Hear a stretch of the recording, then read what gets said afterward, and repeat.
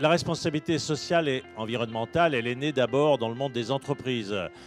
C'est le fait que les entreprises rendent compte de trois activités, leur activité économique, leur activité sociale et leur activité environnementale. Le tout constituant le développement durable. Donc depuis des années, les entreprises ont mis en place des politiques de RSE. Et la question qu'on vient débattre ici au forum, c'est est-ce que les associations font la même chose? Est-ce que les associations ont des pratiques, des politiques de responsabilité sociale et environnementale? La RSE implique pour les structures associatives d'abord de se mettre en position par leur conseil d'administration, par leurs dirigeants, de dire quelle est notre attitude sur un plan environnemental et social de quoi allons-nous rendre compte de ce que nous faisons dans ce champ-là. Par exemple, quel est notre bilan carbone? Quels sont nos types de consommation énergétique? Comment organise-t-on les transports de nos salariés ou de nos bénévoles?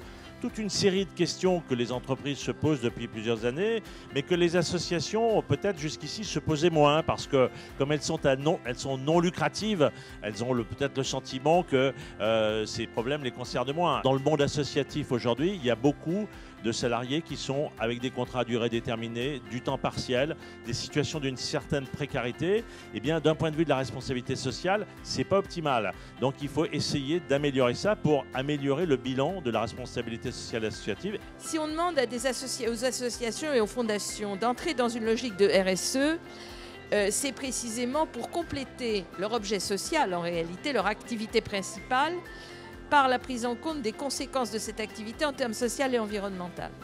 Pour certaines entreprises, je dirais que ça fait pour certaines associations, c'est leur objet social lui-même, qui est soit social, soit environnemental, mais généralement pas les deux en même temps. Et donc, on leur demande d'étendre en quelque sorte le champ de leur responsabilité, de leur réflexion. Ce n'est possible qu'à la condition qu'il y ait une grande souplesse dans les moyens d'atteindre ces objectifs.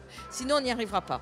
Dans une démarche de mécénat bien construite par une entreprise, eh bien finalement, il y a une logique qui sous-tend la démarche de l'entreprise et qui va créer de la valeur ajoutée. Pas forcément une contrepartie économique directe et individualisable, mais qui va faire de l'entreprise un acteur attrayant en termes d'image dans ses relations avec ses associés, ses salariés et les tiers. Il est extrêmement important que les associations, dans toute leur diversité, prennent en charge cette lutte contre le changement climatique, à la fois dans leur fonctionnement interne et dans leurs objectifs.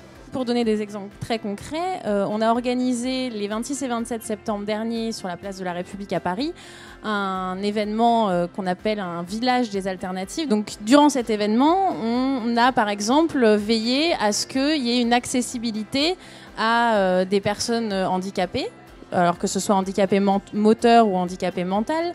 On a veillé à ce que des personnes qui ne parlent pas français puissent quand même comprendre et s'orienter sur l'événement.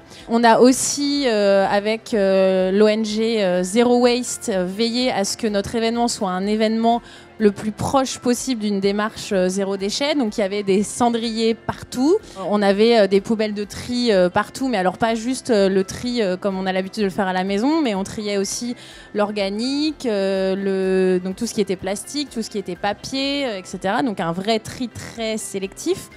On avait aussi des toilettes sèches sur l'événement. Adapter une approche sociale et environnementale de ces événements, c'est quand même assez indispensable pour aller vers cette société qu'on espère plus durable et plus humaine, plus désirable en d'autres termes.